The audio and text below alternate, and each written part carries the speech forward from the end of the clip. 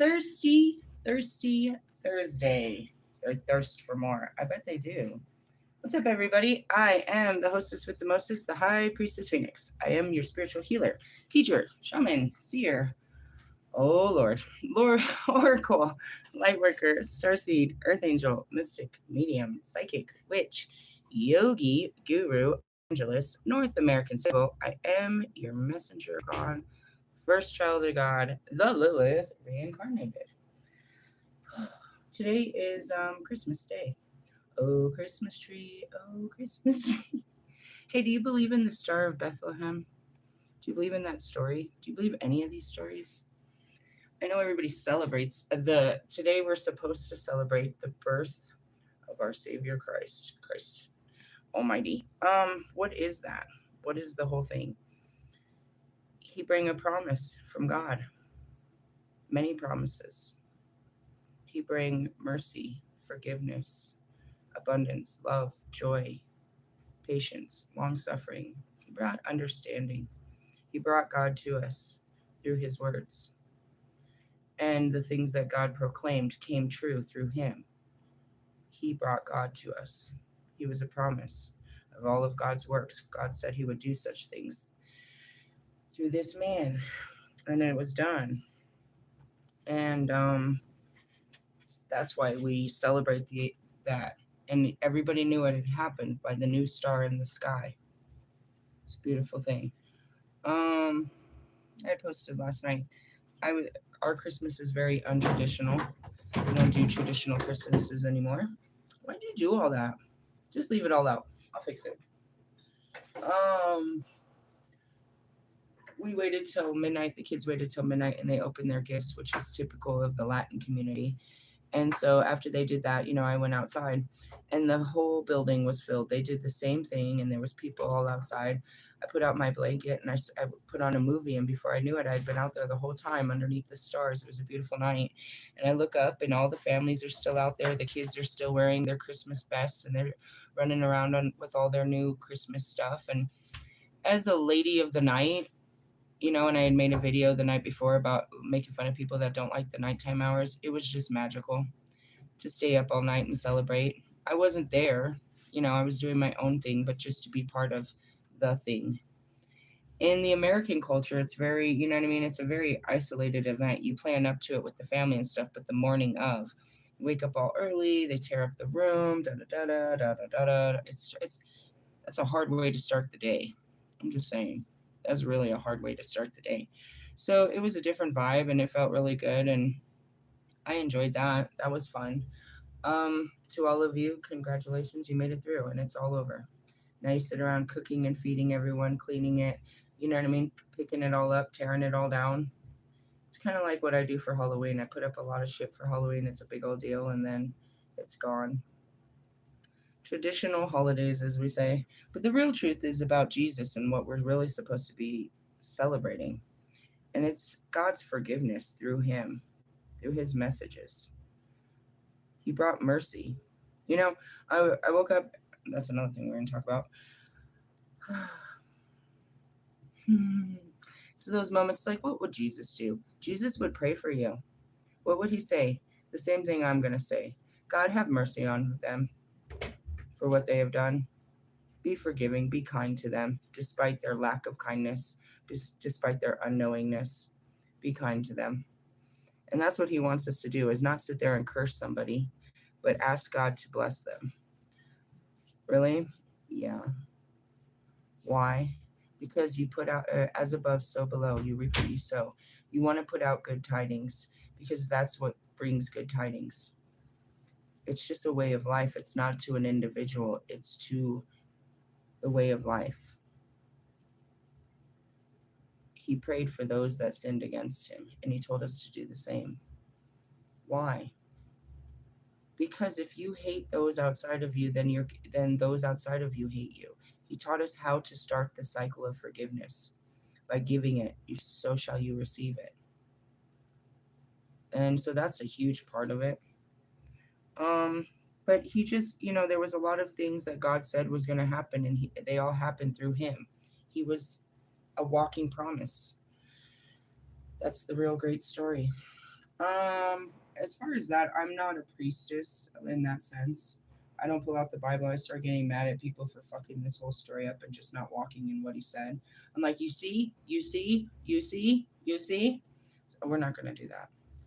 I did wake up this morning and it was quite weird. I woke up out of nowhere and it was like all I heard in my spirit was it's over. And I could feel something. I felt my whole body wasn't being pulled in the same way. My body felt weird when I woke it up. I was like, there's something less on it. There's something not on it, right? Something's gone. I can't feel it in my body anymore. Something's gone, right? It's like waking up from a surgery. I don't know. Something's missing. Where's my arm? Where's my arm?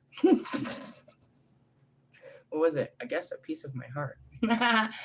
Don't go breaking my heart. Not realistically. I'm not being mean like that. I just felt this. And then I was like, I posted it and I rolled back over. Why'd you do that? Because they told us to write down your dreams. I wrote that down. Take a picture. I don't give a shit. Picture me rolling. I love you, Pog. I should have known. I was going into the dark. You guys have not left my side. Anyways, going into it. Then I get up and I'm moving around and I notice this dude blocked me again. Fucking stupid ass. Stupid ass. All right, I'm done with this. In the essence of it's funny because that's, going back to it, why the fuck was I hearing from you in the holiday? This is typical behavior. Tickling behavior. That's a good one. But anyways, what that is to me, and it's funny because first off, that's how I be. I just shut down. I'm gonna block your bitch ass. I'm never talking to you again. I'm like, good. And if you ever fucking come back, I'm gonna tell your fucking wife. Because that's what started all this. You couldn't fucking tell the truth. If you ever come back, I'm gonna fucking tell the truth. You couldn't do it, so I'm gonna do it. So you stay the fuck away from me with this bullshit. And God bless and amen. Merry Christmas to your family. Christ be with you. Realistically, yeah, I don't know. I look at it and I was like, ooh, you look at the chain of events that rolled up and we're rolling into a great ass Friday, dude. It's like, ooh, this is good. Really? Yeah. Are you paying attention? My life is such a fucking storybook. But I mean, what did you say? Who cares? Who cares? That's what I mean. What did I say to make him run this time? Run away, girl. Run away. Realistically, why? Because he can't face it, and that's okay. But what happened yesterday was a whole nother fucking blasphemy bullshit. He's like, why are your cards and your gods always lying to you? Then I make all these videos. The next thing I know, he's like, I'm not talking to you. That is so twin flame, bro. Hey, Royce, remember? Even Royce got mad at me and wouldn't fucking accept my fucking friend or my fucking messages anymore. He got all mad. He was like, I'm not forgiving her for what she said. What, the motherfucking truth? The whole truth and nothing but the truth? So help me God? You want to be mad and call a bitch a liar? You're living in the lie. Liar, liar. Anyways, and then I saw it as I was walking. I was like, I called back all my energy and I saw you stuck in your own body by yourself without my energy. And I don't feel you either. I was like, good. Go away. Get off me. And that's what I said. I knew this was going to happen. How'd you know? I didn't manifest it, but I felt it. It's like if you keep doing this, you know what I mean? And that's it. The harder you try to get closer to a person that is emotionally unavailable, the more you're going to push them away. It's like, it works. This isn't my fault. This is your fault. You're a coward. It's like, well, I'm not supposed to want to get close because you can't handle closeness. That means I'm not supposed to be trying to get near you. And then eventually I'll see, look, I mean, I've seen it.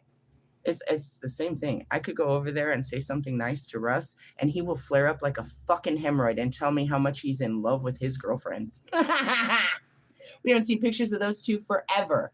Forever. But let it be the holiday. Let it be known. He's going to be in matching pajamas with this cunt. Shut up, bro. You're still thinking about me. Right there on that couch in the studio as you're cruising down the street and yo 6'4". Jocking the bitches. Slapping the house. Just kidding. What's up, Easy E? Easy does it. Sorry, it's funny. Nah, whatever. And then Wolfman's like, look at the cake the girl got me. And I'm like, he's cooking with the girl. He's cooking up. And you know what I said? Oh, I hope it works out for you guys. I hope that this works out for you guys. In Jesus' name, I hope this works out for you. I hope you have a long-lasting relationship. All of you. I'm turning up my energy and calling in something different. Really? That's how I feel about it. You're not going to get me to shut down. You're going to get me to turn on to something better. You're getting me turned off of you to turn on to some better shit. I'm turned up. Turned down for what? I'll turn you down. Turn down the frequency, please. No, we've been doing this forever. I'm going to block you and not talk to you. Then all of a sudden, there he is again. Fucking stop it. I told him, and I'm a woman of my word. You're a big fat liar, but I said what I said, and I will remember what I said, and I will force myself to do what I said because it's all about integrity and honesty and sticking to your word. So I swear to you, by God as my witness and the whole world, if you contact me again, I'm going to roll up to that bitch and show her everything. You really will lose everything fucking with me this time. You will. I'm not keeping your dirty little secret no more, bro. It's not a secret over here. Just because you keep her locked up with no social media and fucking, you know what I mean? An idiot in a home fucking running around with no makeup and kids. That don't mean she's not going to find out. When I go viral, bro, you're going to lose it then too. Everybody's going to lose it. The roof is on fire. Realistically, yeah, you played a bad role. But that's okay. We needed someone to play the role that, But take a bow. Curtsy. Now go play Poppy. What does that mean for me? It means freedom. I don't have to think about what all the difficulties it would be to be with a guy like you. I can start imagining being with a different guy. Same thing with Wolfman. Oh, I don't got to think about Wolfman because Wolfman's over there rolled up with some bitch. He's still, playing with the bitches. So I can manifest another dude to play with. So excited.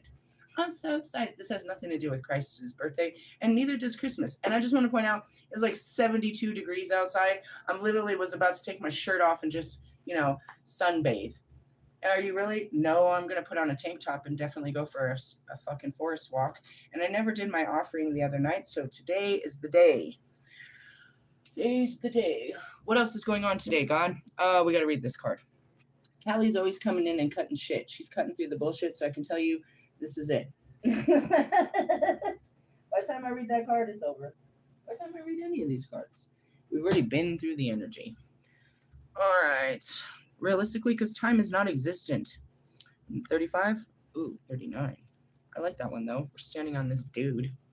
I like that one. Hey, do you like the new setup? I posted that. I was considering...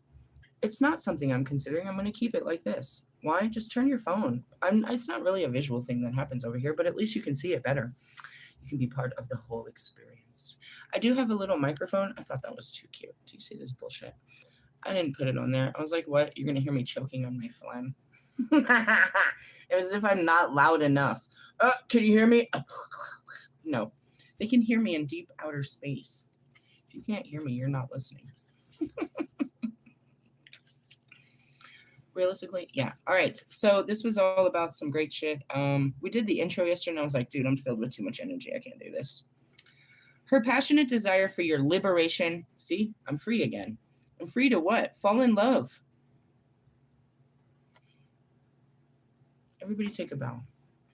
Take a breath. Everybody adjust your pants. Go get a drink. What am I free to do? I'm free to love. I'm free to live. I'm free to experience life. When you get focused on a person, you can't, and especially someone that won't let you love them, you're not free to love. When you're trying to figure out ways to make this work, you're not free to live. When they won't give you an experience, you're not free to experience this. It's just that. I don't think you guys understand because you're not in a loving energy where you want to give it. You're in a desperate energy of where you want to receive it. I just want to fucking cuddle the shit. Like, I'm aggressive. Like, my dog runs from me. It's like, come here, come here, come here. I can feel it. It's a little aggressive in the sense of, and it definitely comes out in the videos. But it's just like, I just want to love the shit out of you. And that's terrifying to you. And it means it repulses you. It's something you don't want. You don't want this big fat ball of energy I want to give to you. That's not my fault. It's scary. Yes, indeed. You've never seen something so loving that just wants to explode all over you and rip your clothes off and kiss your neck and all kinds of weird shit. Talking about fucking future and I want to do this forever. It's unconditional love that is what we are made of when you're little girls and little boys before it gets conditioned to they'll never like me or you can't act like that and it can never be like that. It's the essence of true love, just this explosion inside of you. And so when these things fall apart, I'm free to, and that's what I said as I was chanting. Sorry, I had to kind of bind you. You're out of control. It's like you're a harm to yourself and you're a harm to your others. I bind you from me. I call back my own energy. Meaning you can't just sit in the thoughts and feelings of me anymore. You can't fantasize about that just to make it through your day and be pulling on me and having me thinking about you too. No, all the love I've given to him, I give back to myself. That's what that means. I call back my energy. I've given too much of myself to this. I've tried to give too much of myself to you and it drowned you, so I bring it back from you. I call it back. I give it to myself and I'm going to give it to someone else. Which I told you, watch out, Wolfman, this is dangerous. Thank goodness we didn't get to there yet. I mean, it might still be on the horizon. But right now, given the current circumstances, I'm able to rechannel it. Because then I don't want to focus on you either. You guys, come on, dude. Do you think I love you? Do you know how desperately no it is for me and why my ego sees this as a no? It's like you're going to have to sit and deal with all their problems. You're going to have to love them through all their problems. That's why it's my biggest fear to deal with Russ. I can't not love him the way that I feel that I want to love, but I'll still have to deal with who he is in the current reality of what he is. So I'd still have to deal with who Bobby is to love him. All of his flaws and weird fucking tendencies and his low vibrational traits, his alcohol, his sex addictions, his weird routines, whatever his eating behaviors are, or bathing or grooming, all of that comes with anybody, bro. You have to love them. You can't just be like, all right, I'm going to change everything about you. And that's what I said, that I was trying to reference in the Aries video. It's like, be yourself. And if they don't love you for yourself, if they can't accept the big fat mess that you are, then that's it. And that's really the truth. I go back to my ex-husband. It's like, I'm never enough for you. And I thought he wasn't giving it enough, but he wasn't. Nothing I do will ever make you happy. No. I realized the truth in those words. You were never going to make me happy. There's nothing you could have done. You couldn't got at the right job. You couldn't have put on the right clothes. You couldn't have nothing. You couldn't have pretended to be the person that makes me happy. You just weren't that person. And vice versa. While you're blaming me, you're not motherfucking happy. We're not motherfucking happy, bitch. It's not my fault. We don't like each other.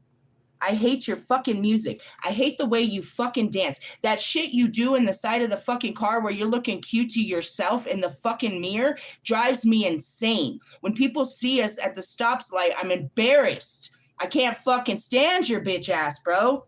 Sorry, that's been on my... Oh, God, I've been carrying that for about 15, 25 years. Oh, I needed to say that. You act like a fucking... Don't say that word. Homosexual out in public everywhere we go. Everybody that talks to me, you act like a fucking fool around. You're embarrassing. They question whether I'm babysitting you or fucking you. You're embarrassing to my existence. Why did I ever marry you? And I used to sit there in my quiet space. And it's like, a real man is never going to find me with this bitch. That's how I thought in my heart. I knew there was a real man out there. And I kind of wanted that real man, but I knew he'd never find me in this bitch's house. Or with this bitch.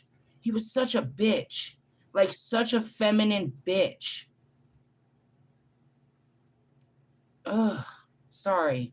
And that's where it is. It's like, yeah, bro, this was never going to work. I outgrew you, dude. You were entertaining for that motherfucking long. You don't make me happy. You keep me entertained when I'm bored. That's called codependency. When I got shit to do, you're in my way. How's that for truth, justice, integrity? No, realistically. So, in the essence of me trying to sit here all day trying to think about what it would be like to be like you is, don't make me think that hard. It comes with all kinds of fucking considerations for the fucking shit person you are. And it makes me boggle down with the idea of having a person like you running through my life. I have to deal with all your fucking baggage, your fucking mental issues and your emotional issues and what the world has done to you. Now it all of a sudden becomes my problem because I'm sitting there in the quiet space of your thoughts and feelings. God damn that. Sorry. I'm not shut down. I just I'm just grateful. I'm grateful. I'm grateful. I don't appreciate that God makes me go after unavailable men. I'm grateful when he sets me free from this bullshit. I'm grateful to love again. It's not that I'll never love again and it'll never work. No, I can love harder. I can finally find someone that I can give this to. You didn't want it, and he didn't want it, and they didn't want it. Fine. They want it. Shut up. Let's keep going. The liberation. That's how I feel. And your relief shall come swiftly. She is speaking to you from within. She is the voice of reassurance. Can you hear her? Trust her. Soon you will see things in a better light. You are going to be liberated from the struggle you are currently experiencing. As much as I wanted it, it was the biggest fear. What would I have to do if this actually came out?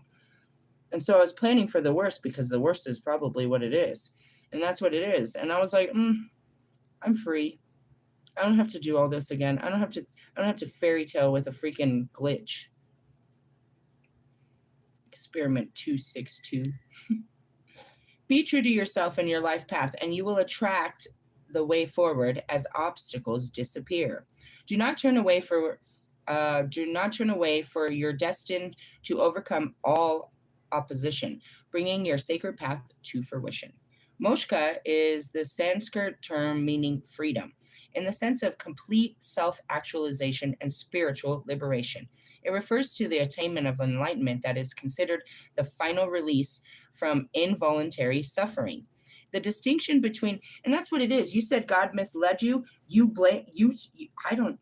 We could blame this on your words, but it was destined to be. All things are destined to be. It's like, oh, you said God was, and that's what I said. God didn't mislead me into loving you. He'll redirect me away from that though, quite quickly. It's like, oh, you didn't want this? You didn't want her love? Okay, well, I will give her love to someone else. The distinction between voluntary and involuntary is made because at a high level, certain divine beings will take on an experience of suffering to assist those who are yet to experience moksha. Or moksha. There you go. And that's what it is. It's like, why did God do this? Because he puts me in, well, I mean, it's my own hell, but he puts me in hell to teach people how to overcome their own hells. You know what I mean? It's like I'm his his most important employee. Shut up. It's not really that much of a hell for me. I describe what it feels like in the flesh, but the spirit lives on. It's like, that's bullshit, God. Can't believe you did that shit. As I'm suffering and crying, I have full understanding of why I'm in the fucking snake pit, why I'm in the lion's den, why he's fucking cooking me with the gingerbread man, why I'm out here fucking hanging me on a fucking cross with my vagina out. I know why he's doing this shit. Why? Because through me, you know he's real. And through me, you can learn how to overcome the stupid shit. I'm the pathfinder, right? I got to find a way through hell for you. And they guide me. You know what I mean? I got my guides that show. And as I do it, I leave the doors open. And I broadcast to everyone, hey, get out. This is the way. Follow Jesus this way. Really? Always. And I always hope you'll do it better because I was the one that had to, find the way. Now that it's already been cleared, you should be able to find a clear way through it. I tell you what to say. I tell you what God gave me along the way, the very words he gave me to say to people, how he told me how to look at things. I tell you what it is, how to navigate yourself through the dark night of the soul, or which is this matrix experience.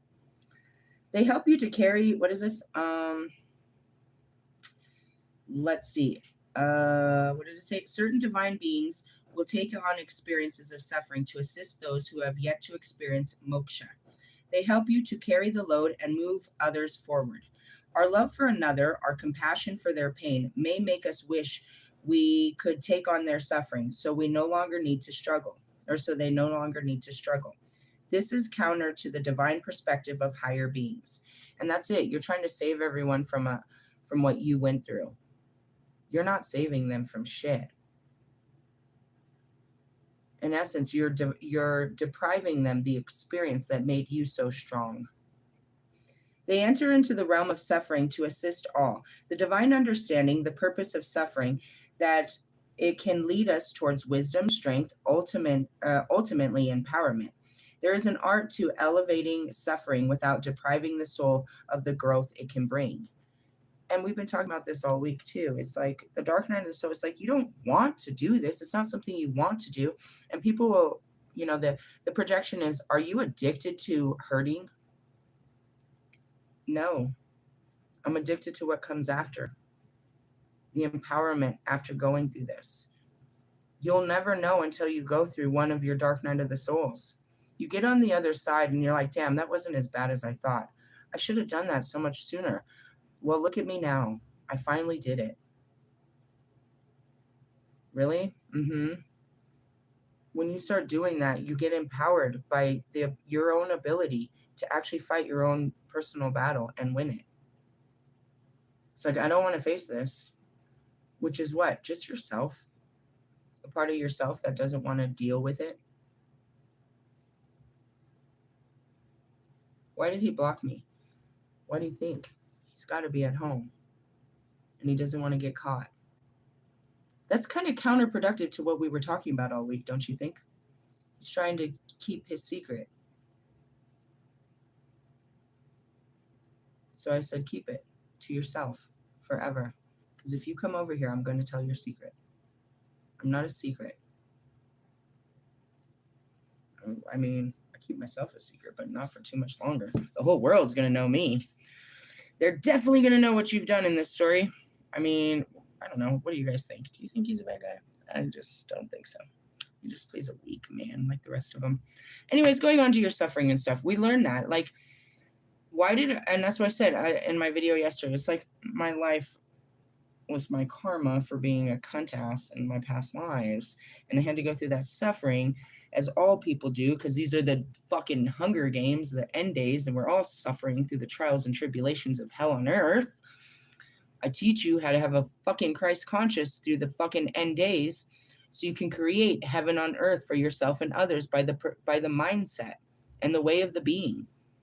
Change your mind, you change the way you live. If you change how you see it, then you change what it is.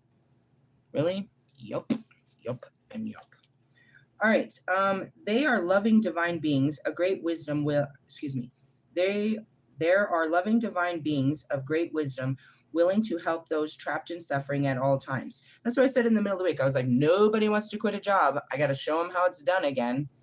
It's like, I always got to show you how it's done. It's like you're suffering from these things. There are times when suffering is so great that it threatens to overwhelm the soul. Perhaps the intense degree of suffering is a result of accumulated, unresolved pain of generations of ancestors resting upon your spirit shoulder of one family member. That's what I said too. It's unfair. Why the fuck do I gotta fucking be the generational curse breaker? I gotta do everything that you bitches was too weak to do.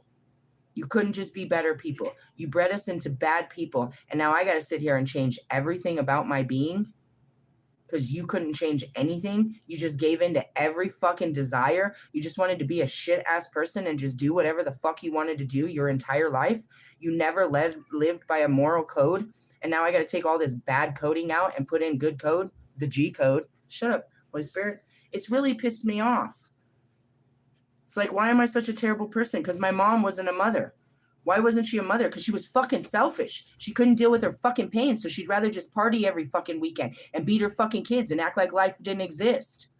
Just hide behind materials. Oh, I'm a straight A student and I'm a fucking law student and I have I have this and that and the other thing. Why are you over there fucking crackhead and fucking being a piece of shit?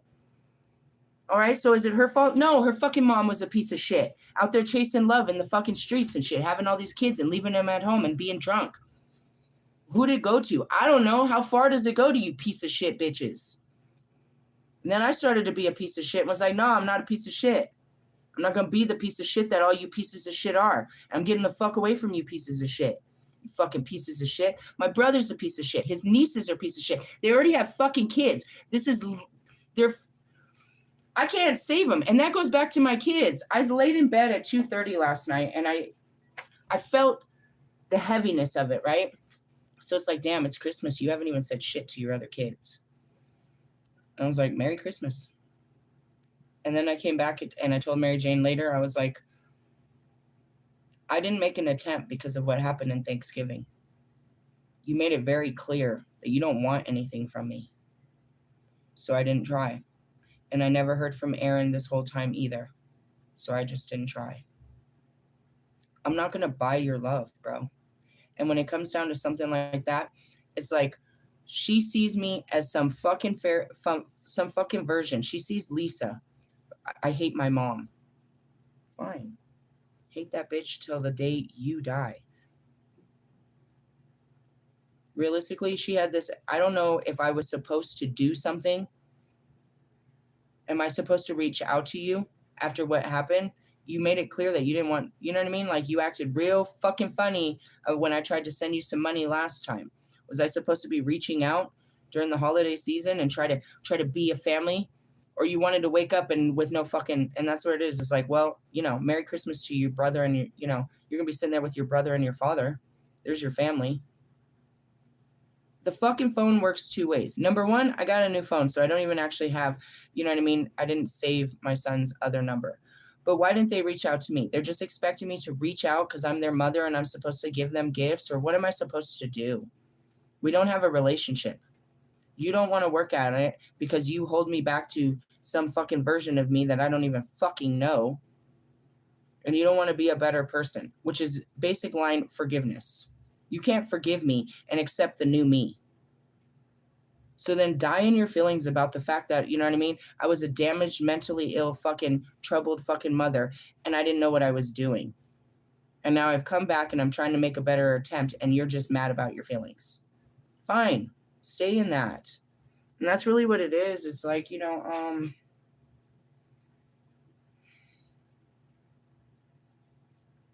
I had to overcome what nobody else does. I have to do what other people won't.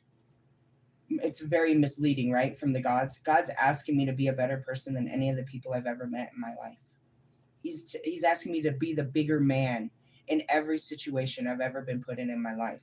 He took me to places to see how these people were. And rather than, you know what I mean, completely judging them, I learned to have compassion and understanding for these people and to pray for them and try to help them and guide them to see things different and to live different, to you know what I mean? Just like Pog. It's like, I didn't ask to be born into this life, but I went through it. And rather than abandoning it, I'm being called to go back to it, go right back into the darkest places of where I was and get some of those people out if they're willing. Or they could just stay there and live in their shit ass fucking lives and just be the shit ass people. Be the spitting image of your fucking forefathers. You know what I mean? And that's where I told my kids, you look nice. You going out there to floss?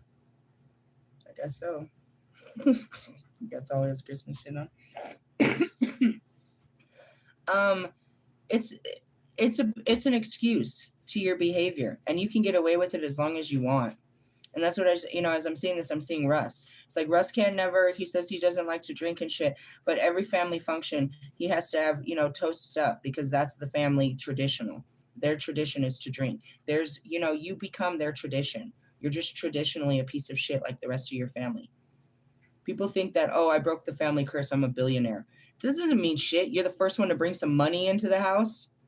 All right, there's a lot more curses in your family. If that's all your family needed in their lives was money, I think you're still cursed. That's what saved your family was money. Money doesn't save your family, loser. That means your poverty mindset, and you didn't break it. You worked harder than everyone to go after it. You're a spitting image of it. You're rich, but the rest of your fucking family is low lifes and poor. How's that work? And then you go around, it's like all the money Russ gets, his fucking family is still unemployed and poor. He's rich, not them. You know what I mean? That's it. And I said this talk, and that's what it is. It's like fucking, he's gonna get mad as fuck. Haley Mathers has no fucking skills, nothing. She graduated college, or she graduated high school. She has no skills whatsoever. Straight out of high school, she marries her first boyfriend and has children. She's dumped off on this dude's doorstep. Daddy's little girl is now she calls him daddy now. Literally. They have children. You're not daddy. That's it. She didn't even fucking develop anything. What? She's behind a mic like her daddy? Daddy's little girl. Realistically, yeah, and that's it. Her life is that. If she doesn't make this marriage work, she's a fucking failure.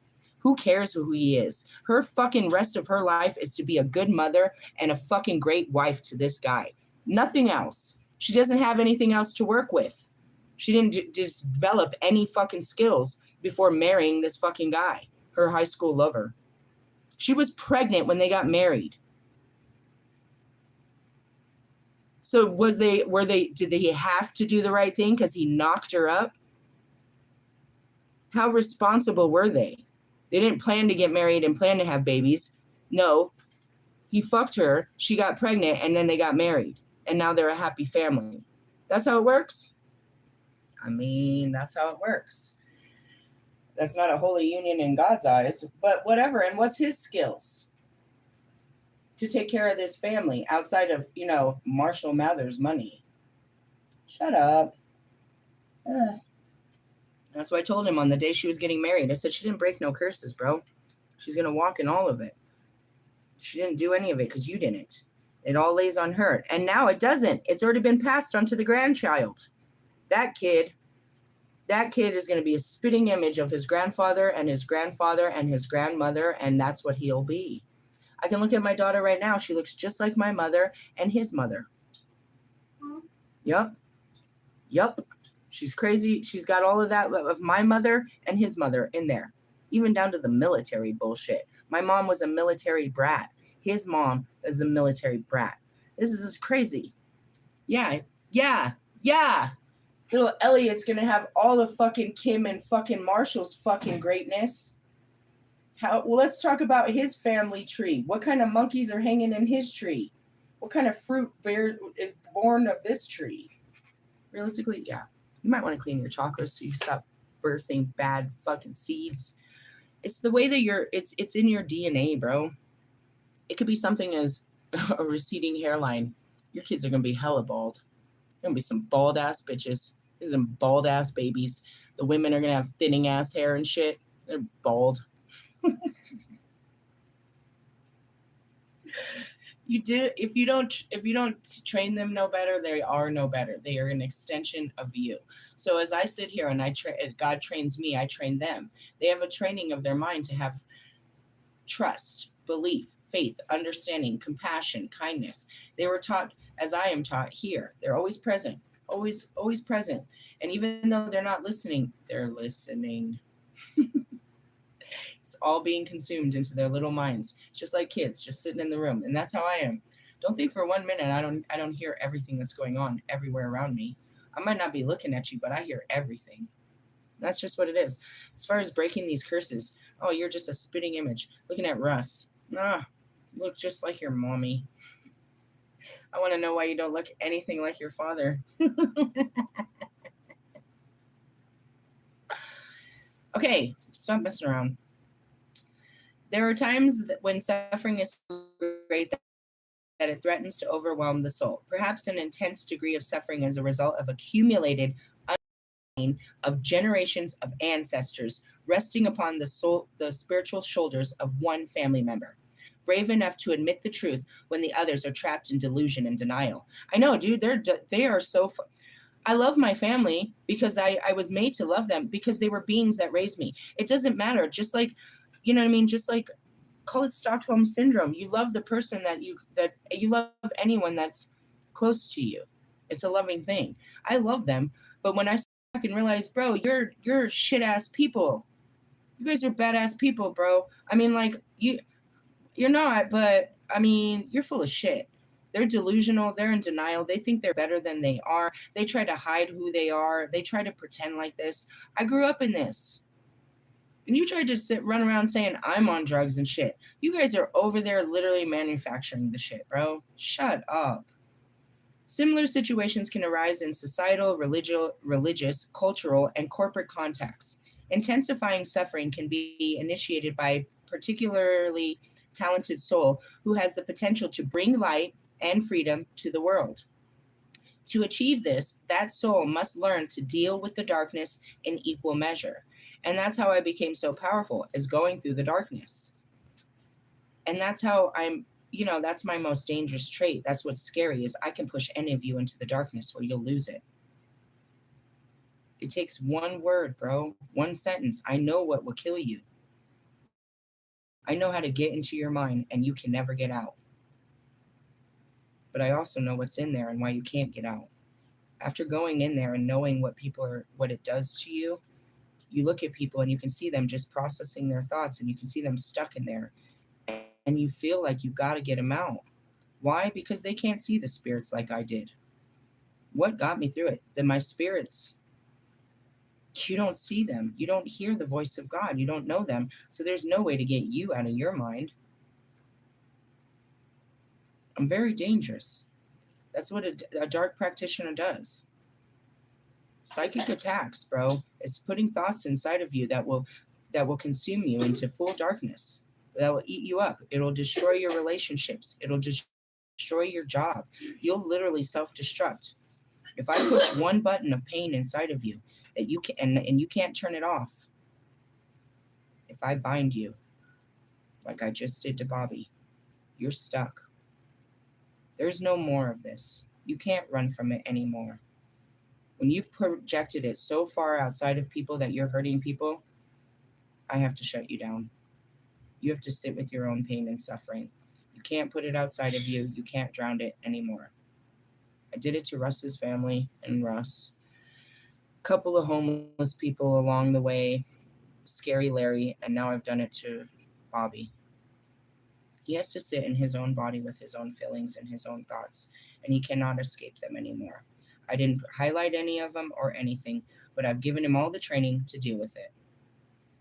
And really, it's not that I took your free will from you. It's that you can't will it outside of you.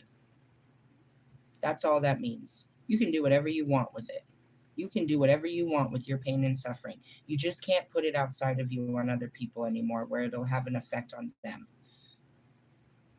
No more manipulation, no more narcissism, no more fucking, you know what I mean? No more of that throwing rocks and hiding behind. No more playing victim. No more. You have to just sit with you. You can't be caught up in other people's business anymore. You can't be trying to get into their energy, trying to make their life about you. You got to sit and deal with you. That's what it means to when I bind a person. So that's no more can you put your thoughts and feelings outside of you. That's all that means. You can, like Russ does. He projects it all he can, as loud as he can. It just doesn't have effect on anybody anymore. That's all. It doesn't, just like, you know what I mean? It just doesn't have an effect. Your words and actions are not going to come off on, you know what I mean? You're invisible. Really? Mm-hmm. The only one it bothers is you. And that's just really what it is when you go through the darkness. They typically, and that's what it is. If you brought a really dangerous person to me, I can stop this to where they're not going to hurt us. You know what I mean? And I can walk them through this. If I'm to stand and do your exorcisms, I've got to be able to control the unseen. Where does it come from? The mind, typically. There's not a dark spirit inside of you trying to harm people. You have dark thoughts that you're projecting outside of you, bro. There's not something dark inside of you. Now, there are those that dark spirits have attached to those dark thoughts. And now they're literally inside of you playing games like fucking, Britney Spears over there. I haven't checked on her for a while. That typically entails periods of intense struggle until the best methods are realized to find peace and awareness without being overcome by pain. Many mystics report dark nights of the soul, a struggle with negativity, suffering, and pain of various kinds. It came the other day in the Knight of Swords. I was like, oh, we're in there. We're in it to win it. That lasts for a long time. How long can they last? It depends on how long you fight it. My most deadly dark night of the soul lasted about 3 days. I could not get my mind off of it. I could not leave this crime scene in my mind. I was all consumed by this particular amount of suffering. I learned what made me suffer longer in it, and that was questioning it. What happened? I don't like telling this story. It had to do with Freak Show, my best friend. I hadn't seen him, and then I saw him, and he reminded me of something, and I had this vision. He's like, that's where they lived. And when he said they, I remembered they and what they did. What did you remember? I had a vision. I saw the vision of being in bed with them. They were like naked on top of me, and I panicked. And after that, I ran away from him, and I took it and I went home with it. And I tried so hard to try to understand what happened. I just kept trying to put it together. This one really bothered me. I wasn't a child, I was grown, and I had no idea how this happened. It was like, I knew I'm not a bisexual person. I would never put myself in this position. I would never be in bed with a couple. So this was in my feeling of what I felt in that vision. I was like, I can't say it was rape because I wasn't a child. Something happened. Why am I in this position? And I kept trying to piece it together. I worked at it for too long. I wanted to know how I got there, and I wanted to know how I left. I kept getting fragments of it, though. As I focused on it, I did. I remembered playing board games with them and doing lots of cocaine, and I remembered the layout of their house. I was getting pieces of the house, and I remember where it is on Perry, if they still live there, their real house. But that was their family's house right there on that corner. And I spent too much time trying to figure it out, and it just kept killing me. And that similarly to Bobby, when I was trying to dig for memories, I'm like, I just want to know, just want to know. So you're like really trying to force a fart, like I can't get the memory. And then some of them you're like, how did this happen? That's all it was. What was the underlining thing? How did this happen? How did this happen? How could this happen to me? What happened to me? What happened to me? What happened to me? It kept me in there for 3 days. I almost died. Some of them are really bad. I can see it before it happens. I can feel the room getting dark. My visions, everything, I get clouded. I can feel when I'm going in there. And then what happens? You're met with nothing but a memory. It's just you in a dark space with this memory being replayed, which I guess is probably the context of your mind. That's how I see it. I feel everything getting dark. Not outside. It's bright as fuck, but I can see it through my eyes. Everything's getting dark. And I go in there and there's a memory. And I'm just, it's like watching a show of your own life and you're just sitting there crying. You're hysterical. You've never seen this. It's the most, it's like that part that you would skip. You don't want to see this part. And I just sit there and I have to sit there and analyze it. I can't get out of it until I have compassion for it, until I bring peace to it. Otherwise, I'm just replaying it over and over and over. I've trained myself to know what I'm looking for in there. But in the beginning, no, they would just happen all the time. I could light a cigarette and then bam, here comes the memories. So I'm not fond of them. And that's why even when I'm having a good Friday, I'll still pull out the cards. It's like, I have to do this. I can't just stop taking my medication. I just can't stop doing this. If I don't do a little bit this week, I'll have too much next week. I'll be facing too many shadows. We got to at least take one at a time, one a week. If they don't even, and that's where it is like you go looking for pain, not necessarily. I go looking for healing. Anything can do it. It's not like, you know what I mean? It's not like I'm running from it either. You know what I mean? So where are we at? Well, we're getting juiced up for whatever comes tomorrow. Why on a Friday? Because the heart, it pushes your heart. and the things that hurt, that the heart, your heartache comes to the surface, subconscious shit like that. Anyways, let's go into this. Many mystics report the dark night of the soul, a struggle with negativity, suffering, and pain of various kinds that lasts for a long time. They are failing. They are not failing on their spiritual path.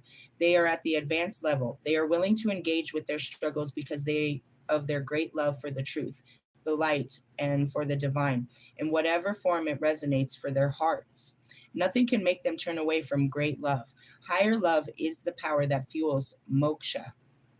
It fuels the release of suffering on page 199, and its spiritual juice to keep doing the inner work, to seek the path through though and refuse to give up, or excuse me, through and refuse to give up, even if we're struggling to figure out what our persistence is going to look like, or going to look like today. As I was reading all this, this is what Wolfman preaches, right? It's like on the spiritual path to inner work, to seek the path, you know what I mean, of enlightenment. He says that you're supposed to do it, but he's never done shadow work. He said, okay, you got to watch his fucking Aries video yesterday. He came off all, he hides it in these places. And God's like, go look at this. Go look at this guy.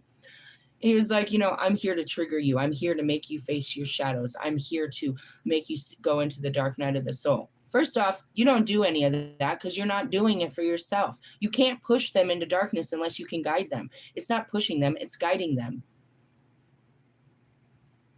You haven't even faced it. You said with your own words, Michael wouldn't even let you in there. You're not emotionally ready to deal with your own pain. So don't sit there and try to push it on other people. Push them into theirs. The thing that bothers me the most about my twin flames is I've given them the tools they need. I've given them the armor of God, everything they need to do this work. They just, of their own free will, refuse to sit down and cry. Marshall did a lot of it. Royce did some. Fucking Logic did quite a bit. But it gets to a point where you get tired of it. You get tired of dealing with yourself. You get tired of dealing with the negative parts of your life. You get tired of feeling down. You get tired of just dealing with yourself, bro. With memories, with old wounds. You don't want to feel like this. You'd rather go out and play. Let's go make a song. Let's go get drunk. Let's get away from this. I'm tired of feeling like shit all the fucking time. It's not a good feeling. But you haven't done enough of it to know what the good feeling is. The good feeling's on the other side of all those bad feelings, dipshit. Give up. It's just like, you know what I mean? It's like psych meds or anything. You start taking a couple of pills and you think that you're all better and you stop the treatment. Like, no, I don't need therapy anymore. I feel better about my life. I don't need the physical therapy. I don't need the antibiotics. I don't need the fucking, you know what I mean? I don't need the dialysis. I'm okay. You're not. You're on a healing journey, bro. You're not okay. Thinking a couple of sessions is going to make you all better is stupid. It makes you feel a little bit better for a little bit, but we're trying to have long-term effects. In order to have long-term effects, we have to make this a long-term lifestyle of healing. The marathon continues, as Kobe said. How did I get like this? I mean, I've been doing it for 3 years now, but in the beginning, no, I couldn't take it. I wanted to die. I really wanted to take my life, just dealing with the things that had happened in my life. It wasn't that I couldn't live the day that I had. It's that I kept reliving the old days that I wouldn't face before. And that's what's going to stop you. And I'm trying to teach you, like, it might not be all the time, but when you fucking finally get up and do what your heart says, you got your mind stopping you. What are you going to do for New Year's? I bet it's pumping and it wants to be part of the crowds and it wants to be part of excitement and everything. But then your mind's telling it, no. I bet you want to do all kinds of things, but your mind's saying no. You don't understand what's standing in your way of joy and freedom. Your mind. What's that? A memory you don't want to face? You don't have to do this, but you have to understand why we do it. And that no matter what these fake ass love and lighters say, you can't become that without doing this. Not a real person that carries darkness, that carries a heavy heart. Maybe these overblown buttholes were literally loved at birth. They have been loved by their fathers, their mothers. They've had sisters. They've had this joyful upbringing. They've had everything. It wasn't about a fucking silver spoon, but just the most caring, compassionate, joyful fucking family that have made them just full of fucking love, and they're so ignorant and they'll never hurt a fly. There might be people like that, bro. I'm not going to deny a good family loving the shit out of a fucking, out of their family for the rest of their lives. God willing, we will be such people. But these love and lighters, they make you believe that, living in the Christ spirit is easy. Anything but. Walking by God is easy. Anything but. We have a better attitude about it because we have understanding. But we're not, you know what I mean, that fake ass over the top joyful. That you're over the top Joyce Myers. And fucking smile. I'll wipe that smile right off your face with one of my childhood trauma stories. I'll bring tears to your eyes. But God is still good. Stop praising God for all the good shit and praise him for the bad shit too. Really? Yeah. When this is all done, guys, when it's all done, what was it about? I'm going to tell you the biggest secret in the universe that you don't know. Why is God giving you forgiveness? Because he wants it from you too. He knows that he has made your life hard, and he asks you to forgive him. He wants you to forgive the other people that have made your life hard too. It's a real big fat circle. You find forgiveness for the people that have harmed you. You find forgiveness for yourself, for the people that you've fucking harmed. You sit there when it's all done and you're full of forgiveness of the people. You look up at God and you're like, hey, bro, what about you? You did this. And that's where the conversation really starts. Forgive me, but I was just trying to love you. I was just trying to show you the right way. I didn't mean for this. I didn't mean for you to hurt.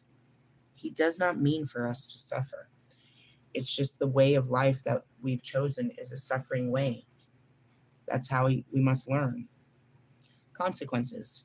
When your kid fucks up, especially when they're really little, you got to do something. You've got to discipline them. You've got to teach them right from wrong, but it doesn't make you feel good. He doesn't feel good about locking you away in the room and taking away all your electronics and your friends. He doesn't feel good about it, but he wants you to learn. You're going to learn today. And you're not his first child. And he's had to, I'm about to cry. He's had to, I don't want to say it. He's had to take the lives away from his own children because of their behaviors. I was going to say he's had to kill his own children because of this. Really? He had to be just. He had to be right. He had to be God for everyone. He had to be you know what I mean? And that's what you don't understand is like they're praying to God for justice. He's got to do what's right by everyone. Justice. The world is depending on him to be a good God, to be a good father, to be a good protector, to be a good provider. And he doesn't, you know what I mean? Like, as he's sitting there and I'm going through these harsh lessons and I'm crying to him, like, why, God? He's trying to tell me why. And he doesn't want me to hurt. He's trying to send me reassurance while I'm hurting. It's not about the suffering, like, oh, I'm going to make you hurt for this. This is going to hurt both of us. Really? It's a true relationship. It really is. And the forgiveness will come back to God. That's the real secret. When this is all done, what is it? It's you forgiving God. He brought those people in your life. He let those people teach you those hard lessons. Did you hear what I said? He let those people teach you those hard lessons. He's letting Trump, he put Trump in a place of power to teach us American citizens some hard lessons. We are learning very difficult lessons about ourselves, our countrymen, and our country. We're learning very difficult lessons about how the Congress works. We're learning all kinds of shit through that man. He is teaching us very difficult lessons. He taught the world very difficult lessons through fucking Hitler. We will never forget the lessons we learned from Hitler. We will never forget the lessons we learned from him. He will bring people in your life that are going to teach you some fucking lessons. But now you have the knowing, the knowledge, and the wisdom, and it's something just for you. COVID. He brought COVID in. He changed everything, our entire way of life. Many people suffered. Many people were liberated. Many people died. Many people were born. It's for the just of all. And that's where it is the balance of all. It's way bigger than us, but we have an effect on the bigger picture too. Right? Right. Moshka of Kali teaches us that our suffering is no source for shame, but rather a badge of spiritual honor, acknowledging that we are deep on the soul's healing pathway. However, that does not mean that the more we suffer, the more spiritual we become. And that's where people believe in chastising themselves and self. That's Bobby. He believes he's more noble by self-sacrificing. If his suffering is honorable to God and to man. Whatever, if that's what you believe. And that's what the priests say. By denying their ability to love a woman, that brings their love closer to God. Bullshit. You showing your love to a woman is showing God's love to women. Without a priest loving a woman, then how would a woman know God's love? Let that sink in. You're the closest thing to understanding God's love, and you don't love women or children? Where will we get it from? Unloving men that don't pray to God? Something to think about. It means our capacity for processing our suffering increases, and that, wait, what? However, that doesn't mean that the more we suffer, the more spiritual we become. The more spiritual we become, the more we have to suffer. It means our capacity to process our suffering increases. And in that increase, we experience more sunshine through the cloudy moments of peace, liberation, and higher understanding. And that's what it is like you learn how to get through it quicker. You know that it's like, all right, when shit happens all the time, I know this is a lesson. It's an inconvenience. Call it any inconvenience in your life. God's trying to show you something. Through suffering. Well, no, the suffering comes later if you don't catch the message. And then while you're suffering, you'll be like, why did this happen? And there comes the answer of why this is happening. How come I didn't see this? Here comes the vision of what you didn't see. He's hearing you. You're not having this conversation. You're just screaming at him from inside. Your feelings are just being broadcasted outside of you as a victim. Special victims unit. No, you're on the path of initiation. Really? I mean, you can look at it that way, or you can just run around thinking that God hates you and nobody loves you and you're just here to suffer and pay bills and die. And you have no existence and no purpose and nobody cares about you. Or you can see yourself as a special special soldier of God on a very, a very elite fucking calling out in, foreign terrain, learning the spiritual lessons that the Matrix are too afraid to face. You're learning the lessons of life that the other people are running from. It's how you choose to see it. I don't know. Let's see. Rather than a way of life, periods of suffering become like toxins our body, mind, and soul need to process and release, perhaps akin to digesting a meal, but on a multi-level scale. And that's the magnum opus. We do this daily. We're processing. That's what we're doing. You have to be in your divine feminine. You have to process your experiences, and especially the negative feelings you have towards them. So you don't carry those negative feelings towards your next experience or anything similar to this experience. Understand where the negative came from. What part of this experience you did not enjoy. You learn to love the things you hate, or at least have respect for them. Okay? Going back to it, it's like, Bobby is nothing but a suffering experience. It's like, why do you keep dealing with this? You're just going to keep hurting. I'm learning. This is a painful experience, motherfucker. Let me tell you that. But I'm learning what? Here comes Little Wayne. How to love. It's got to be someone. And of course, it's somebody that doesn't want it and that's going to push away from it. And welcome to the twin flame journey. You're learning how to give your love again, despite rejection, despite neglect, despite hard feelings, despite your ego. You're going to keep doing this regardless to how embarrassing this is becoming, how becoming it is of me. And that's the mastery level. Look at what I did with Russ. How can you love a fucking man like this? God Almighty. How can you forgive him? God Almighty. If I can love a man like this, I can love whatever my man brings to me. It's just learning how to love past the conditions. But at the same time, learning what you will not tolerate. And it's very much correcting the person on the other side. You're going to learn today, motherfucker. It's a great journey. Moving on. This oracle brings a message of relief and realization. There is much you will accomplish through your own efforts, and much more can be accomplished if you include regular prayer and assistance from the divine as part of your lifestyle. God misled me. Yeah, he led me straight into your fucking DMs, bro. He led me straight into your pants. Aren't you fucking mad? Was it the devil? Did you have a heavenly time? Shut up, stupid. So stupid. You did all this. I don't know if she heard you. The oracle indicates that, yes, a time of freedom from the difficulty is on its way. And that just means I don't got to love you no more. I mean, I love you plenty. It doesn't mean I stop loving you. It just means that I can really go love the shit out of someone that wants it. That's not afraid of it. That can return it. That can reciprocate it. Really? Yeah, that's great. But this person also knows that we do this type of healing. And that's what I said in my video yesterday. I don't care who you are. You got to understand this is my job. This is my purpose. For the rest of my life, I will be going into the dark night of the soul, teaching people what it looks like and getting people out through my own experience. All the time, I'm a demonstration of this. Really? Sit back and watch. Say the following prayer. We're going to pray. Damn, let me get my energy right. My stomach's burning. I'm ready for a meal. What are you doing? I'm holding my solar plexus, so it's probably going to come from in there.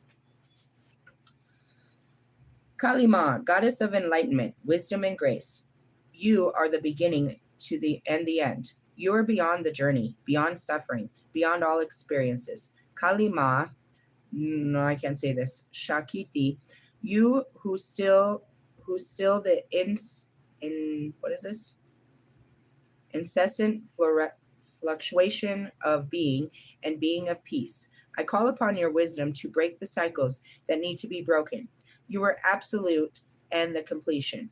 I rest in you, Ma, for the spiritual benefit of all beings. Hi, Ma Kali. All right, let's see. When you are ready, you are going to enter and clean into the cleansing power of, here's that word I couldn't pronounce. Nairoja, I don't know.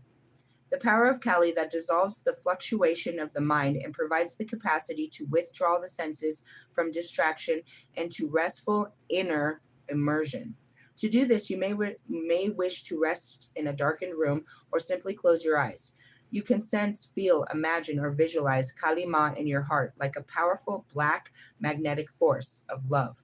She draws you to her so strong that you must let go of your attachments to the outer things, thoughts, and ruminations. Instead, allow your awareness to be captured by her, to be pulled towards her. Your sense of being, I'm seeing the Vikings, your sense of being is drawn into her deep silence. The agitation of your being settle and dissolve. Allow her to consume you, to absorb your thoughts, your ideas, your identities. There, just Ma Kali now. Rest here as long as you wish. When you are ready to emerge, place your hands in prayer. Ground yourself with some movement. You have completed your healing. Interesting enough, it talked about the dark night of the soul when maybe you're in it. I've been messing around in there. It's just the dark places. That's what I was going to teach you last night, and then we went into the waters right away. I was going to pull out the psyche and all of that through Carl Jung is to work through your thoughts. How did you become like this? Just this, bro. Many, many dark nights of the soul, which each time you do that, the ego breaks, right? This is branding inside of your brain based on this experience. You have to go against your brain's understanding to to break this experience or this pattern. Really? So it could happen today. I'm feeling very sick all of a sudden. I'm feeling like I haven't eaten, like I'm sick, like pregnancy sick, like when you're that sick because you got to eat. Ooh, I got to hold my head up. I got to finish right now. It can happen anytime, today or tomorrow. The energy's fresh. It's going to make you see things differently. The Holy Spirit, the divine, is going to ask you to detach from an unhealthy pattern or whatever. So we can call that Bobby. His spirit told him to block me. So he had to detach from this unhealthy pattern. Okay, fine. My spirit's telling me the same fucking thing. But my spirit's telling me not to reattach to this unhealthy pattern again. All I did this whole week is try to make him aware of this unhealthy pattern that he is playing out. Right? I acknowledge that what's driving us together, but it's the pattern that's unhealthy. You know what I mean? It's not the desire, and that's where it is. What's drawing us together isn't bad. It's what you're doing to go for it. And that's really it is. It's not your love for wanting money that's bad. It's the desperate things you're doing to get money that makes it bad. It's not your desire to keep your relationship together. It's the manipulative shit you're trying to do to keep your relationships together. Those are the patterns, right? And that's where it is identifying this is a bad pattern that we're doing. It's not blaming it because we're in a pattern. This is what we do. It has to break. So as I'm asking him to break the pattern in a positive way, he repeats the pattern in a negative way. This is what he always does. So did he break the pattern? Absolutely not. I have to. Which means I have to put the fear of God in him, and I have to stand on that. If you do this again, I'm telling your wife, enough. I'm breaking this pattern. If you won't, I'm not going to keep feeding into this anymore. I will tell her straight up, I am madly in love with your husband. I have been in love with him before he was ever your husband. He has been messing with me in the DMs. I can't get rid of him. I can't get rid of the love. You got to do something. Because he keeps showing up and I can't say no. How's she going to feel about that? Then you better deal with it. And that's what I said. What is she going to do if she finds out there's a woman out there that's madly in love with you and wants to be with you? Asked you. You better ask her. What are you going to do about this? He says, I can't see him outside of you because you're going to take away the kids and all this shit. He won't leave. And he won't leave me alone. And I'm tired of being stuck in this. I really love him. And that's it. If you don't handle it, she's going to. I'm tired of this. I'm not going to deny how I feel about you, but I'm not going to keep doing this, dipshit. You know I know where you live. And if I looked on the internet, I could find her number. I don't want to call that bitch. I don't want to have the conversation that you won't have with her.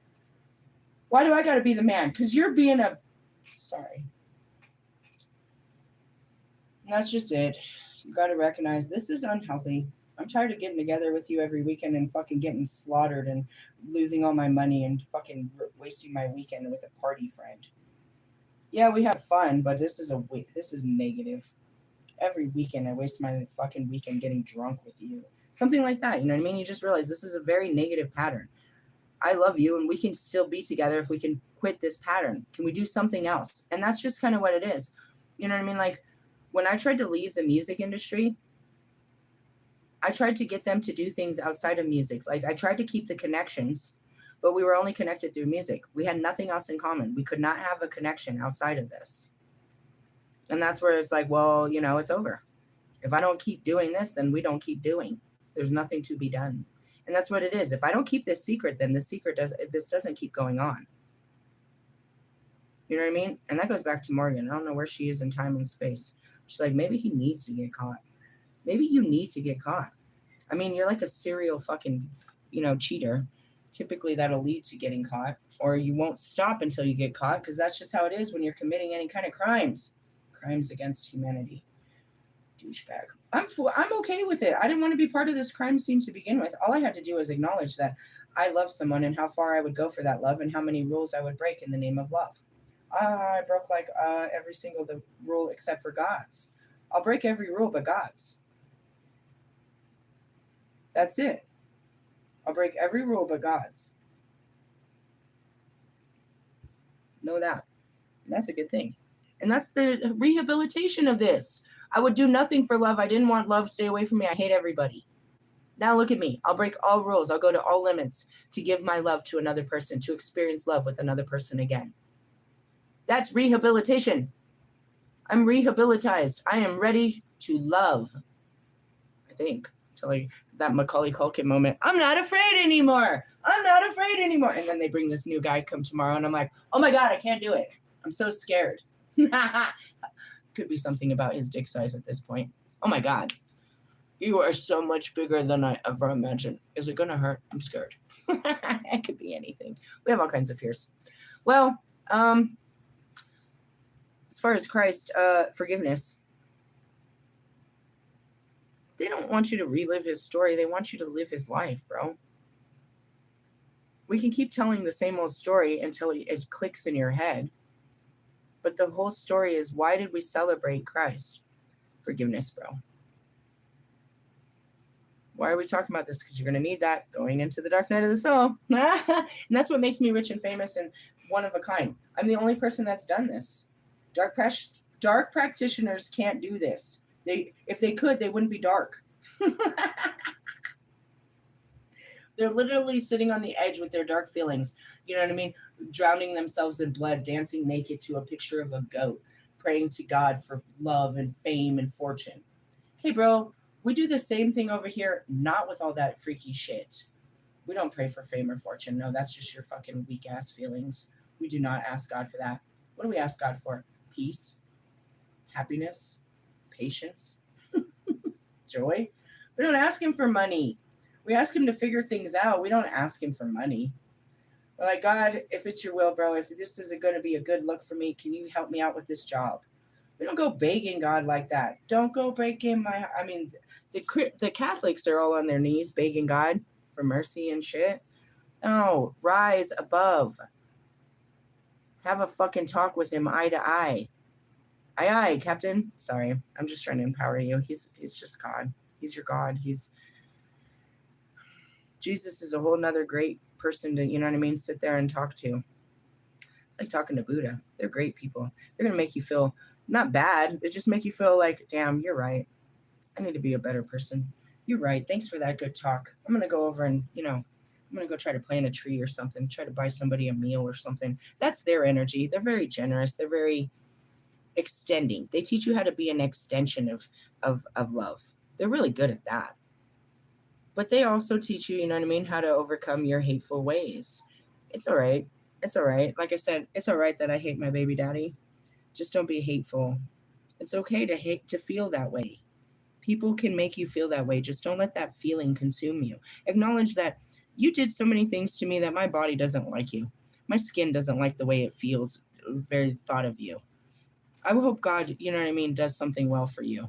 But I'm not just sitting here like, every time I think about you, I want to fucking plot revenge and I want to ruin your life and I'm going to call your job and I did that.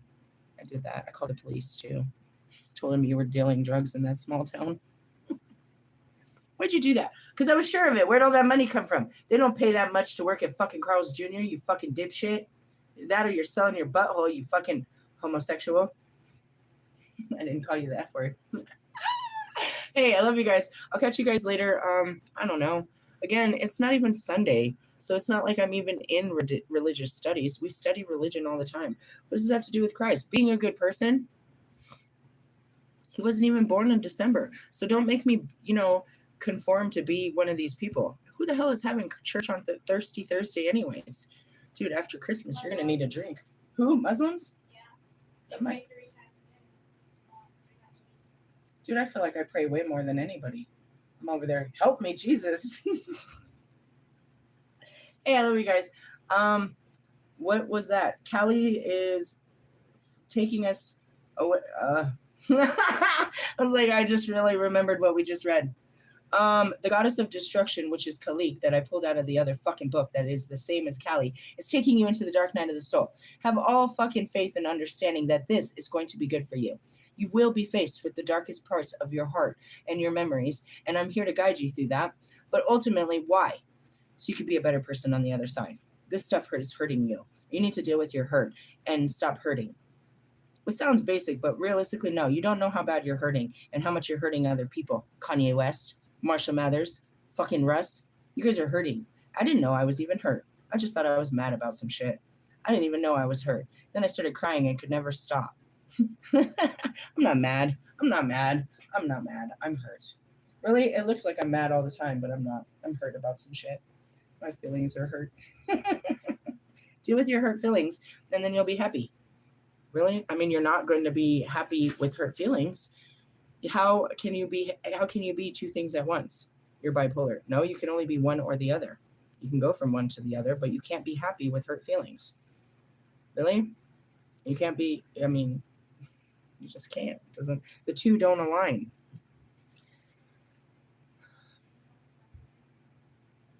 It's like there's so many things you could be hurt about. And as you get through the big ones, you'll start realizing that little shit, you're really bothered about little shit that people said too. One of my biggest pains is something that you would never guess. And I cry about it every time. One of the biggest pains that I carry from childhood was my mom making fun of me because I didn't know where the elbow grease was. It was a simple, laugh it off comment that hurt me, that still hurts me at 43 years old. And you still do it today to us. No, I didn't. Projection. There's another thing, bro. I'm gonna hit you with this, and I'm gonna close this off, and I'm gonna walk away. But this is what these kids do, and this is what it is. She don't want to be forgiving. She wants to live in some old memory of, you used to yell at us, and you still do. And I will turn around and say, when have I done that in the last 3 years? And she will project herself back into her pain and be acting like it's every day, and she's like a baby again. Right? She's like, you did this. I might have, but I don't do that anymore. You cannot keep accusing me of what I was because you're still in the feeling of what has happened. And that's just what it is. It's like, you keep doing that. No, I don't. You're just living in it. And that goes back to my oldest kids, right? They're accusing me of being the mother that I was. And they will not see who I am. I'm a completely different person. I could do the same thing with her, and we'll go into a battle right now. And that's why I said, we're not going to battle right now. No, I can do that. My kids will yell at me, no, you're this, and you used to do this, and you're this. And I will sit there and say, I apologize for what I used to be. But that's not good enough. They still see me as that. They want me to be persecuted as that. No, what? When's the last time I tried to use mental illness at school? Hey, and then you told the lady that you weren't sure if I was just faking it. Exactly. And now what did they do? They put you on medication. Okay. So then let's move on. And then when's the last time I used Band-Aids? Oh my God. Back up, bro. Here we go. As soon as you get into, this is an example. No, she is back in her childhood, and she wants to project what I did to her back then. She will not accept it. Nothing. It's not happened right now. Nothing is happening. Look, she's triggered. No, I told you this was going to happen. And I'm teaching you because this is how fast it happens. Don't worry about me and her because I'm going to deflate her. I've been dealing with her whole life. But this is what happens. A person gets triggered into a memory of the past, and they will bring it to the future or to the present and say, you're this person. You're doing this to me. No, I'm not. That did happen. You're right. I apologize, but don't accuse me of some old ass shit. So that's my older kids. They're like, you were a piece of shit and you're this and you're that. I was, but they don't see that I'm not that anymore. I have videos every day to show that I'm not this person that you are living in your mind with. That was a part of me. And that goes back to Lisa. Get the fuck away from me, bro. I can't deny who I was. And I will sit here and I will take the persecution of my shortcomings and how I treated you poorly because I had an attitude and I was hurt. So I screamed at people. I screamed at you and I belittled you and I put you down because I was hurt. That's what I would do to people. Right? So now they want to sit there and that's what I get. They want to scream at me and they want to belittle me and they want to put me down because that's what I did to them. I'm not doing that. No. That's exactly what they all do. Who's all?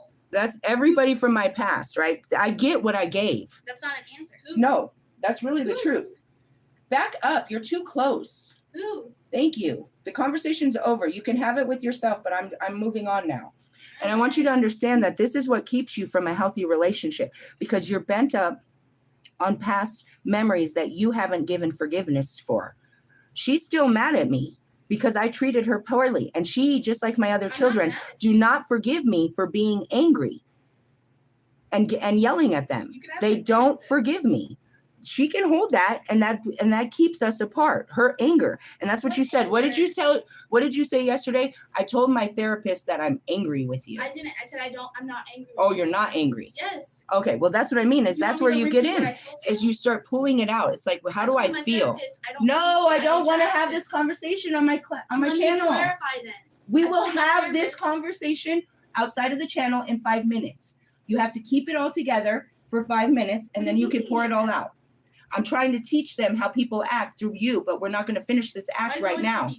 No, because you walked into it. I just asked you 2 questions. Okay, well, the questions got answered, so I need to stop the conversation right now. Stop the conversation right now. So that's where it is. What does she want right now? She wants justice. She wants me to acknowledge that I did wrong her. She wants me to feel how she feels in this moment. She wants to be heard. You did do this to me. You treated me like this, and this is why I feel this way. I acknowledge that. But as I say it calmly, it's not acknowledgeable to her. That's not enough. Calmly. That's not enough. Calmly. Do you see what I mean? She wants more. She wants the rise. She wants me to feel like she feels. And that's the projection of your feelings outside of you. You're holding on to hard feelings, and you're putting them off on that person or other people. Why are you mad? Why are you being like this? My mom pissed me off before I left home. So that gives you a right to be angry at everyone. Do you understand how this has long-term effects? And that's how it is like, what was wrong with me? I was pissed off about everybody that had hurt me, and I took it out on everybody else. Am I different from you? Only now, because I realize what I was doing, and I hold it in, and I don't put it out like that. But that's where it is. It's like, she can hold this forever if she wants to. It's a security blanket. It justifies her attitude towards me. Well, you treated me like shit, so I don't have to be. I can treat you like shit too, because you didn't love me, and you didn't listen to me, and you didn't this. Now I'm telling her, all right, I acknowledge what I did or did not do. I take full accountability for how you feel and my actions. What I'm telling you, though, is I don't act like that anymore, and you can't make me feel bad for how I acted. I already feel bad. You can't punish me for what I did. And that's why people don't like Christ. It's like, you're not forgiven. I don't forgive you. Fine. Don't. I forgive myself. And that's where it goes back to. If she doesn't forgive me for not being a better mother, then she's never going to see me as nothing but the mother that she sees. And that's fine. I'm just saying that's how it works. It's like, if Gabby never forgives Amelia, then that's it. Because Gabby's going to blame Amelia for what happened to her in high school for the rest of her life. Her high school experience was completely ruined, and she's going to blame it on Amelia. Her Gabby, her brother, and her mother are always going to remember Skylar. This was all Skylar's fault. Skylar ruined it. She ruined everything. They're not going to accept what they did that ruined everything. They're going to just blame that it was her. Right? My kids have built up feelings about me not being a loving mother, about me being a tyrant, by me yelling at them and screaming at them to keep the house clean, and by me never caring and never having time for them. They're very angry about it, these ones. My other 2 children, they're angry about a lot more. And they're allowed to. I'm allowed to sit here and spend the rest of my life hating my fucking father for never coming in and helping me. I'm allowed to spend the rest of my life hating my fucking mother for never caring for me, for putting me in danger, for letting me get raped, for giving me drugs, for never, ever, ever taking care of me. I can hate her for the rest of my life and use that hate towards every fucking woman I ever see in my life. I'm justified. I can use my hate towards my ex-husbands and what they did as a reason to never love another man for the rest of my life. I will never fucking give another man another chance. I will never trust another man. I will never. I can, and I'm justified. That's human. I'm allowed to feel that way for the rest of my life. Hatred towards the wrongdoings, for the people that failed me. Or I can just let it go. By what? Accepting, understanding. Why wasn't my dad there? Why did these husbands treat me like this? Why did my mom act like that? My kids won't understand the why. What was wrong with me? And that's what happened with Mary Jane. Mary Jane, I was sick. I was mentally ill. I don't remember any of it. She's screaming to me, "You remember, you did this. You left us. You abandoned us. You forgot about us. You never took care of us." I know I did, but I don't remember it. And I know that this hurt you, but I'm here now. They'd rather remember the old mom instead of trying to have a new mom.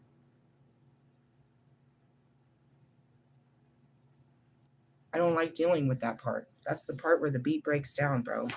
I lived a whole life that people judge me and hate me for. And without Christ, I can't forgive myself. You're never going to forgive me for what I've done. I know what I said to my sister. I know what I said to you. I know what I did. And I know you're never going to forgive me. And I can sit there in the feeling of your non-forgiveness and let that eat me up and hate myself forever for what I've done. Or I can stand next to Christ all alone and be forgiven by him and no one else. Because he understood that I knew not what I was doing. And even if I thought I knew what I was doing, I didn't understand the long-term effect it was going to have on my life. I was just trying to protect myself. And that's really what it is. The promise of Christ is forgiveness. Forgiveness from a world that will never forgive you. Forgiveness from God for the world that will never, ever forgive you. They're going to hang you, bro. They're going to hang you. And that's why you hide everything that you've ever done. Because if they found out, they would fucking hang you. Everybody's going to judge you. They're going to turn against you. They're never going to talk to you again because you made a mistake in your life. And if they find out, they're going to hold you to it for the rest of your life. Jesus says you can be free, that you can tell the truth and you can still be free, that you don't have to hide behind the masks and the lies. You don't have to be pleasing to them. God knows what you've done, and he forgives you, even if they don't. I know what I said to my sister. I know what I said to my aunt. I know what I've done to my children, in a small sense. I feel terrible about it, but I can't stay in that terrible feeling with you. I can't keep reliving those terrible memories. Doesn't mean I'm free from it. Doesn't mean that I just, in essence, what did I lose? You. The freedom of forgiveness is losing the connection altogether, to be honest. My sister is never going to forgive me for what I said. My aunt, she never will forgive me. And in doing that, I lost all my family for the things I said. My kids are never going to forgive me for being young and dumb and not knowing how to take care of them. These kids, it's their choice if they're ever going to forgive me. But you're not going to keep bringing it up and trying to fucking make me feel bad of some shit that I no longer am. That's the great part of changing. But if you keep being it, then I can keep making fun of you for the rest of your life. But when I change my life, you can't hold me to that shit no more. Yeah, I was a fucking drug addict and a drug dealer and all these things, but I don't do drugs. I don't sell drugs. I don't be around drugs. I'm a fucking rehabilitated fucking person. I'm not Marshall Mathers. And that's it. It's like, you know what I mean? Who can judge you? Only God can judge you now. Their judgment means nothing. Their hands are as dirty as yours. They hide behind the fucking Bible in their little fucking Christian coats, acting like they've never fucking did a person wrong, like they've never done any wrong in their life. I come out here the dirty, filthy, dark goddess that I am, and I'm forgiven in Christ, and you can't stand it. You don't stand between me and God. You don't stand between my blessings. You don't stand between love, abundance, nothing. Your fucking judgment means shit, you unforgiving bastards. And you will be unforgiven Nobody will forgive your children the way you didn't forgive others. And that's all Jesus brought. He brought the message of forgiveness. That's why we need him. That's the Savior. That's what sets us free inside of our heart. All of that regret, all that shame, all that embarrassment, all that persecution, the people that neglected us because of, you know what I mean? All of our mistakes made clean. We're made clean again, bro, in his name. And maybe only with him. And when we go out there, you still see us as a dirty, rotten scoundrel. But that's not how God sees us. And who cares how you see us? You're blind to the truth. The truth is we're not bad people anymore. We lived a bad way and we learned to live a different way. Most of us.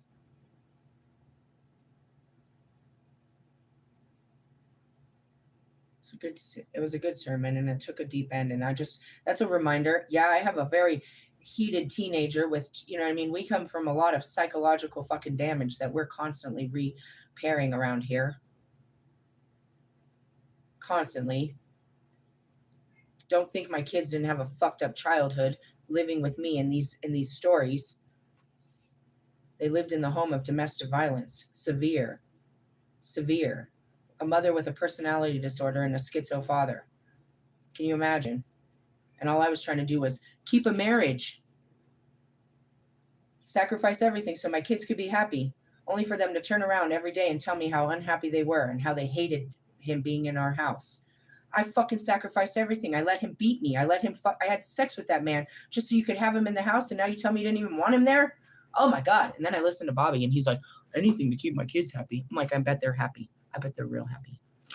You better hope they are, that it's all worth it. Yeah, forgiveness. And the dark night of the soul. Why do you go in there? Because of that. What are you trying to do? Forgiveness, bro. Forgiveness. Compassion, understanding, love and kindness, bro, to yourself. You're going to need to love yourself through these things, bro. Yeah, you played a fucking shitty ass part, and that's what kept my mom on drugs her whole life. She couldn't sit alone with her feelings and the terrible feelings and reminders of what she had done, not just to her children, but in her life. That's like my brother. That's like all of them. It's like that's what takes them out, bro. They can't deal with the shame. They can't deal with the guilt. They can't deal with the regret. You know what I mean? Like her father, he can't deal with the fact that he failed them. So he stays high. He stays, you know what I mean? He tries to live in a fairy tale land because he can't deal with the fucking real pain of what he's done. It doesn't matter if we forgive him. He has to live with that.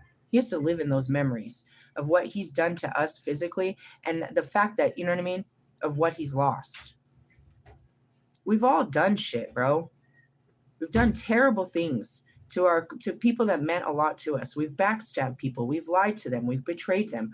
We've taken from them. We've done things, you know what I mean? We are sinners. They might not never forgive us, but we've got to learn to understand why we did such things and forgive ourselves so that if that day ever comes, we can explain ourselves and actually ask for that forgiveness. And if that day never comes, we have explained ourselves to God, to ourselves, and we have walked in the forgiveness of the understanding. We've gained the wisdom of, you know what I mean? We atoned for this. We learned our lesson for sure. Forgiveness does not come without learning the lesson. I assure you of that. Just because I've forgiven you for what you've done to me doesn't mean that I didn't learn the lesson of what you've done. And vice versa. You know what I mean? Just because I walk in the forgiveness doesn't mean I didn't learn the lesson. I learned a really hard lesson about that, and that's my mouth. Marshall Mathers may not have known what his mouth has fully done, the destruction it's done to people's lives, but I've seen it. I know what it does. You feel real good at that moment when those words are coming out. You have no idea what those words are going to do for the rest of your life. How badly and what they can do, like what that person on the other side will do because you said that. You know what I mean? Like looking at Aunt Pat, she got the ultimate justice. She took the whole family. She put the whole family on me. What was I doing? I was trying to protect her from putting the whole family on my cousin. I took the fucking bullet, bro. I bit the bullet on that one. And then in essence, what was I? Free. I didn't have to go around these hypocrites no more. I didn't have to smile and wave. I didn't have to fucking put up with their shit. I didn't have to be tempted with alcohol and drugs. I didn't have to teach my kids about these people. You know, like they're great people, but don't be like them. Do as they say, not as they do. You know what I mean? Be hypocritical and shit like that. It all worked out for the best, I think. And that's really what it is. It's like Callie comes in and cuts the shit apart, for sure. She set you free, though. You're free from bondage and bad patterns and bad things like that. And that's just really it is you gotta, she makes you be the bigger person. And God too. It's a team. It's a whole spiritual team that you need to get through this. There's not one aspect of God that's going to get you through this. You're going to need all aspects of God to face all aspects of your life and all aspects of humanity. And the understanding of the goddess, which is the dark goddess, and how to understand, you know, you believe that there was the devil. So as the dark goddess, I teach you God's dark ways and his dark teachings. And that's why you need to understand the dark goddess, because she's there to nurture you through the dark times of what God's doing in your life. We're not initiating it. We're there to support you through it. It's a family. If you don't recognize the patterns, they'll repeat in your life. The only way to stop the suffering is to stop and look at it and learn from it so it doesn't keep coming. You're calling in more suffering because you haven't learned what the suffering means. Right? I'm gonna leave on that note. Geez, it went all different directions. I got washed out. I went through the fucking toilet real quick on that one. Whole fucking turd. I love you guys. We'll see where this goes in the next video. I really don't know. We're in the middle of the dark night of the soul. I feel like we're leaving the light too fast. We're literally jumping in. It's like, should I just pull the cards and see what they're suffering from? How about just one card? What is it? Not those ones. Not those ones. Sorry. I'll pull one card, which is either the Crows or the Notoria, because it's a one-carder. Where are they at, God? Oh, fuck. That's exactly... What is that? 10 of Swords. It's really bad. I mean... It's in your mind. The 8 to the 9 to the 10, it gets real bad. You think the level up gets better. No, it gets worse. No, new levels, new devils. We'll talk about this later. Love yous. Laters. Bye now.